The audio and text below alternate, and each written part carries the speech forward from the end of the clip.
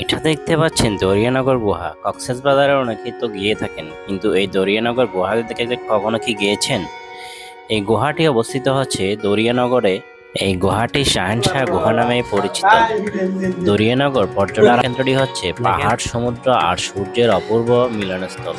প্রকৃতির এই অপরূপ সমন্বয় অবলোকনের জন্য যেতে হবে কক্সবাজারের মেরিন ড্রাইভ সড়ক ধরে কলাতলী মোড় থেকে মাত্র 4 কিলোমিটার পূর্ব দিকে। একদিকে দৃষ্টি জুড়ে বঙ্গোপসাগর, অন্যদিকে পাহাড়, এরই মাঝখান দিয়ে কক্সবাজার হতে টেকনাফগামী রাস্তায়। চলুন তাহলে আমরা দেখে আসি পুরা দরিয়ানগর। টেকনাফ যাওয়ার পথে নামলাম কোথায়? দরিয়ানগর। আমরা হচ্ছে স্মোকার আছে চেনে। আমরা এখন কোথায় আসছি এটা সম্পর্কে, এটা কি কোন জায়গা? দরিয়ানগর। এখানে কি কি আছে আপনাদের? তাহলে আমরা ওটা দেখবো না।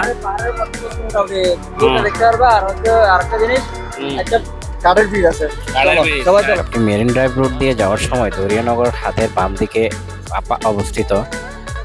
এখানে প্রথমে আমরা টিকিট কাটতে পারে 30 টাকা করে টিকিট দরিয়ানগরে। কলাতলী নেমে আপনারা চাইলে অটোরিকশায় করেও এখানে আসতে পারেন। হয়তো 20 টাকা অটো ভাড়া নেবে, এটা বেশি দূরে না। আপনারা এখানে গেলে দেখতে পাবেন আসলে কক্সবাজার আসল সৌন্দর্য। পাহাড় থেকে সমুদ্র দেখার অনুভূতিটা অন্যরকম। এখন আমরা ঢুকতেছি দরিয়ানগর গুহাতে। এদিক দিয়ে মাছের পেট দিয়ে ঢুকতে হবে আমাদের।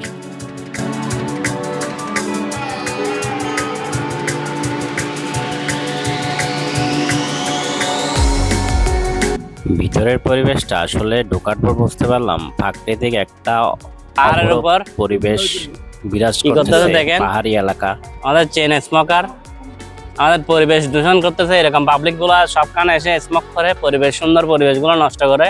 এরকম পাবলিক গুলোরে আপনারা যেখানে দেখেন আল্লাহ ধরিয়ে দিবেন। এটার সাথে গাঁজা, এটার সাথে একটা মাল হলে আপনারাও যারা কক্সবাজার আসবেন শুধু সমুদ্র বিচে না ঘুরে এখানে পাহাড়ে এদিক দিয়ে ঘোরা ফিরলে আপনি পাহাড় এবং সমুদ্র দুইটার ফিল নিতে পারবেন একসাথে। আসলে ভিতরের পরিবেশটা অন্যরকম। তাহলে আপনারাও দেখতে থাকুন পুরোটা ভিডিও, আশা করি আপনাদেরই অনেক ভালো লাগবে।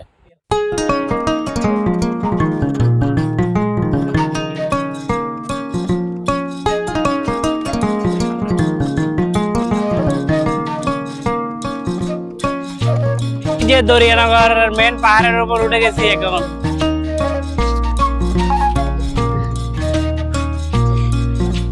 কি আছে এখানে?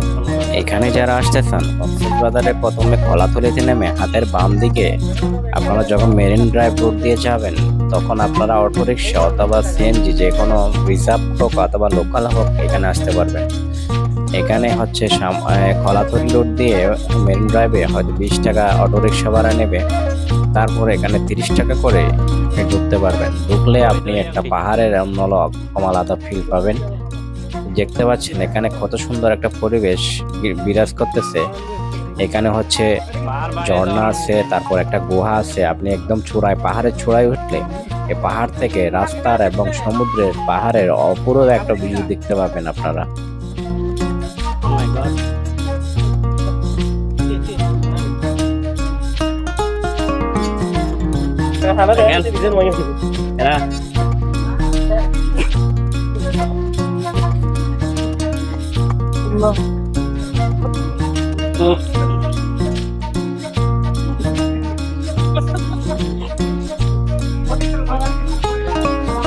সব রাস্তাটাই না আসে, আমরা কঠিন রাস্তা দিয়ে আসলাম।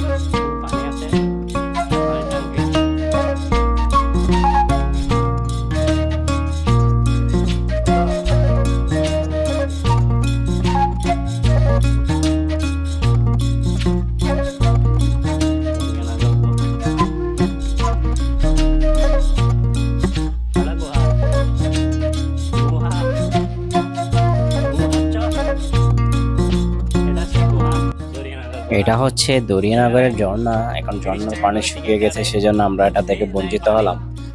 আসলে ঝর্ণা দিয়ে যখন পাহাড়ে পানি পড়তো দেখতে আরো সুন্দর লাগবে। বর্ষার দিকে আসলে আপনারা হয়তো এখানে ঝর্ণাটা উপভোগ করতে পারবেন।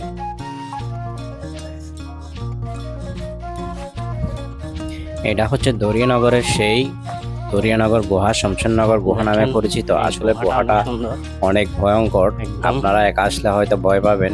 দেখতে পাচ্ছেন আর তুকুল এখানে গুহার ভিতরে, এটা অনেক বড় একটা গুহা, এদিক থেকে ওইদিকে যেতে অনেক সময় লাগে। পাহাড়ের নিরিবিলি গুহা, আসলে একটা অ্যাডভেঞ্চার ফিল আছে সবার। এরকম একটা গুহা দেখতে চাইলে আপনারা এখানে আসতে পারেন, আশা করি আপনাদেরও ভালো লাগবে। এখানে দেখা যায় বিভিন্ন কাপল আমাদের দেখে লজ্জা পাইছে, কি করতেছে কে জানে। তবে এরকম পরিবেশে এরকম কিছু করা ঠিক না মোটেও। আসলে সবাই ঘুরতে আসে, সেজন্য আমরাও এনজয় করতেছি বন্ধুরা মিলে। সাগরের দেখুন, দরিয়ানগরের একদম পাহাড়ের চূড়া থেকে আপনারা সাগরের ফিল পাবেন এবং সমুদ্র দেখতে পাবেন। আসলে ভিউটা এবং এখানে যে বাতাস, আপনার সারা কষ্টটা এখানে যখন বসবেন, এখানে আসলে কষ্টটা দূর হয়ে যাবে। বাতাস, সমুদ্র থেকে যে বাতাস, ঠান্ডা বাতাস আসে, এবং ভিউটা আপনি নিজের চোখে যদি ফিল না করেন বসে, তাহলে বুঝতেই পারবেন না কত একটা সুন্দর ফিলিং এখানে। আশা করি আজকের ভিডিওটি আপনাদের ভালো লেগেছে। যদি ভালো লাগে থাকে অবশ্যই সাথে থাকবেন, সামনে যাতে এখন নতুন নতুন আরো ভিডিও পেতে থাকেন, সেজন্য আমার চ্যানেলটি সাবস্ক্রাইব করবেন। আসসালামু আলাইকুম।